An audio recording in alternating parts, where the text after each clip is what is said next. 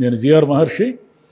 ఈరోజు పొద్దున్నే పేపర్ చూసినా లేదా న్యూస్ చూసినా, ఈ యూట్యూబ్లో కానీ ఏదైనా న్యూస్ ఫాలో అయిన వాళ్ళందరికీ కూడా మనస్సు కలిచివేసే ఒక సంఘటన కనిపించింది. అదేమిటంటే, బెంగళూరుకు చెందిన ఒక సాఫ్ట్వేర్ మహిళ తన 4 ఏళ్ల కుమారుణ్ణి గోవాకు తీసుకెళ్ళి అక్కడ ఒక అపార్ట్మెంట్లో అతన్ని హత్య చేసి ఆ శవాన్ని ఒక కారులో తీసుకువస్తుండగా మధ్యలో పోలీసులు అరెస్ట్ చేశారు. అంటే ఒక 4 ఏళ్ల పిల్లవాడిని తల్లే హత్య చేసింది అంటే ఇంకా దాన్ని మనం ఎలా అర్థం చేసుకోవాలో కూడా అర్థం. అంటే ఆమె ఎవరు?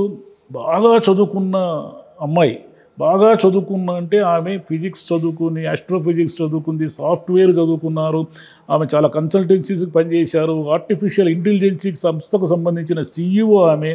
ఇదంతా కాకుండా సంస్కృతం కోర్సు చదువుకున్నారు, రామకృష్ణ విద్యా మిషన్లో పనిచేశారు. మరి ఇన్ని చదువుకొని ఇంత తెలిసిన ఒక మహిళ తన 4 ఏళ్ల కుమారుణ్ణి హత్య చేసింది అంటే మనకు ఈ రిలేషన్షిప్స్ని ఎలా అర్థం చేసుకోవాలి? ఈ రిలేషన్షిప్స్ ఎటువైపు మనం వెళుతున్నాము, ఎటువైపు ప్రయాణం చేస్తున్నామో అర్థం కావడం లేదు. ఎందుకంటే డబ్బులు ఉన్నాయి, చదువు ఉంది, అన్నీ ఉన్నాయి. కానీ ఇప్పుడు కుమారుణ్ణి చంపిన తల్లిగా ఆమె జీవితమంతా కూడా జైల్లో గడపడమో లేదా సొసైటీలో ఆ నింద మోస్తూ జీవించడమో చెయ్యాలి. అంటే ఒక క్షణికం, అంటే కేవలం ఒక విపరీతమైన ఫ్రస్ట్రేషన్. ఆమె భర్తతో ఏవో గొడవలు ఉన్నాయి, భర్తతో గొడవలు ఉన్నప్పుడు భర్తతో విడిపోవాలని నిర్ణయించుకున్నారు. ఇంతవరకు బాగానే ఉంది. ఇక్కడ సమస్య ఏమంటే, పిల్లవాడు ఉన్నాడు. కోర్టు ఏం చెప్పింది? తండ్రికి కూడా పిల్లవాడిని చూసే హక్కు ఉంది కాబట్టి అతను కూడా వారంలోనో 15 రోజులకు ఒకసారి వచ్చి కుమారుడితో కలిసి గడపచ్చు, కుమారుడిని తీసుకెళ్ళవచ్చు బయటికి అని సహజంగానే కోర్టు అలాగే తీర్పు చెప్తుంది.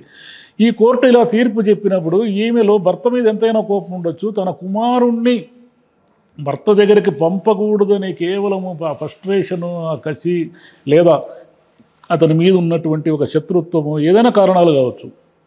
ఇవి చివరికి కుమారుణ్ణే చంపేసే దిశగా ఆమెని తీసుకెళ్తున్నాయి. ఇదంతా మనం ఎలా అర్థం చేసుకోవాలంటే, గతంలో మదనపల్లిలో కూడా ఒక ఆవిడ ఏదో బాగా చదువుకొని లెక్చరర్గా పనిచేస్తూ ఒక పెద్ద కాలేజ్ రన్ చేస్తున్న ఒక ఆవిడ ఏదో తాంత్రిక శక్తులని అదని ఇదని పిచ్చెక్కి 2 కుమార్తెల్ని హత్య చేసింది.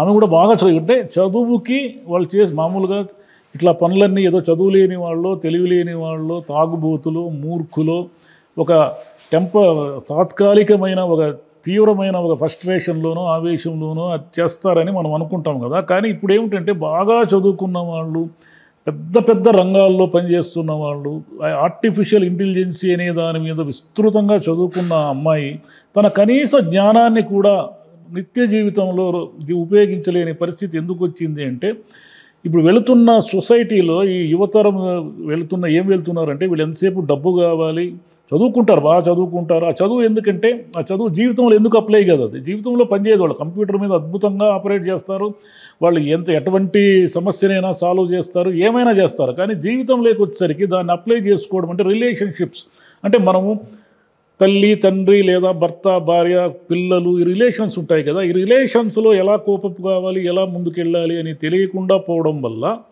వాళ్ళు వరుసగా తప్పులు చేస్తూ, డబ్బు వల్ల సౌకర్యాలు వస్తాయి, సుఖాలు వస్తాయి నిజమే. కానీ డబ్బు వల్లే సంతోషం వచ్చేటట్టుంటే ఈ అమ్మాయి ఈ హత్య ఎందుకు చేస్తుంది?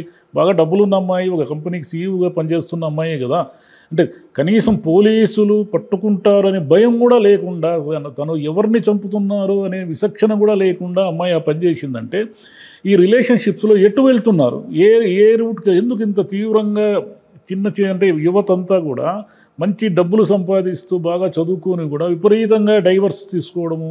అంటే డైవర్స్ తప్పని కాదు, అంటే ఒకరికొకరికి నచ్చకపోతే విడాకులు తీసుకోవచ్చు. దాంట్లో ఏమి, ఇప్పుడు అమెరికన్ సొసైటీలో ఎప్పుడో వచ్చింది కాబట్టి ఇప్పుడు మనకు వచ్చింది అది.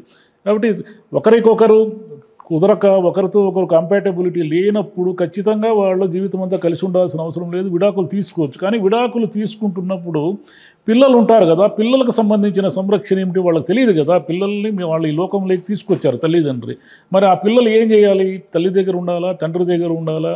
ఈ రిలేషన్షిప్ గొడవలు, తండ్రి దూరంగా ఉండడమా, తల్లికి దూరంగా ఉండడమా, ఇవన్నీ కూడా వాళ్ళు చిన్నప్పటి నుంచి అనుభవిస్తూ బతకాలి. వాళ్ళు ముందు వాళ్ళు ఎలా తయారవుతారు, వాళ్ళ మానసిక స్థితి ఎలా ఉంటుంది, ఇవన్నీ చాలా సమస్యలు. యువతకు ఏం జరుగుతూ ఉందంటే, అమెరికన్ సొసైటీ మన ఇండియాలో కూడా వచ్చేస్తుంది. ఏమంటే మన గన్స్ అందుబాటులో లేవు.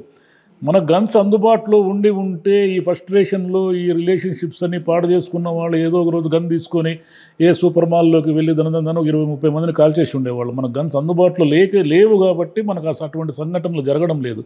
అమెరికాలో ఎందుకు జరుగుతున్నాయంటే వాళ్ళ గన్స్ ఎప్పుడు అందుబాటులో ఉంటాయి కాబట్టి. ఇవన్నీ కూడా అంటే రామకృష్ణ విద్యా మిషన్ అనేది ఎంతో సంస్కారము, ఎంతో సంస్కృతి, ఏమైనా కానీ ఒక మోరల్ వాల్యూస్ నేర్పే ఇన్స్టిట్యూట్ అది. అటువంటి ఇన్స్టిట్యూట్లో చదువుకున్న అమ్మాయి కూడా కనీసం ఎక్కడా కూడా తాను ఏం చేస్తున్నాను అనే దాని దిశగా ఆలోచించకుండా ఇట్లా పనులు చేస్తున్నారంటే ఇది ముందు అంటే డబ్బులు వస్తున్నాయి, మంచి ఉద్యోగాలు వస్తున్నాయి అని అనుకుంటున్నారు. కానీ రిలేషన్షిప్లో మనం ఎటు వెళ్తున్నాము, ఏ వైపు వెళ్తున్నాము, మనం ఎందుకు 6 నెలలకే సంవత్సరానికి విడాకులు తీసుకుంటున్నాము, పిల్లలు పుడితే వాళ్ళని ఎందుకు సింగిల్ మదర్గా ఎందుకు పెంచాల్సి వచ్చింది అంటే తప్పేం కాదు. సింగిల్ మదర్గా పెంచడం, వాడు దుర్మార్గుడు అయినప్పుడు వాడితో కలిసి ఉండాలని రూల్ ఏం లేదు.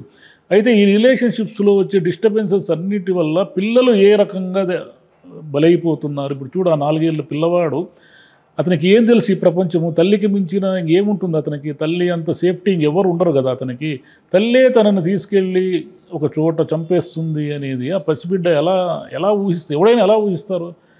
కాబట్టి ఇదంతా కూడా చాలా దారుణమైన స్థితికి మనము నెట్టివేయబడుతున్నాము. ఎటో పోతున్నాం, మనకు తెలియదు. డబ్బులు వస్తున్నాయి, ఎంజాయ్మెంట్ అనుకుంటున్నారు. కానీ ఆ ఎంజాయ్మెంట్ యొక్క దుష్పరిణామాలు ఎటువైపు పోతున్నాయో ఎవరికీ తెలియకుండా ఉంది. Thank you.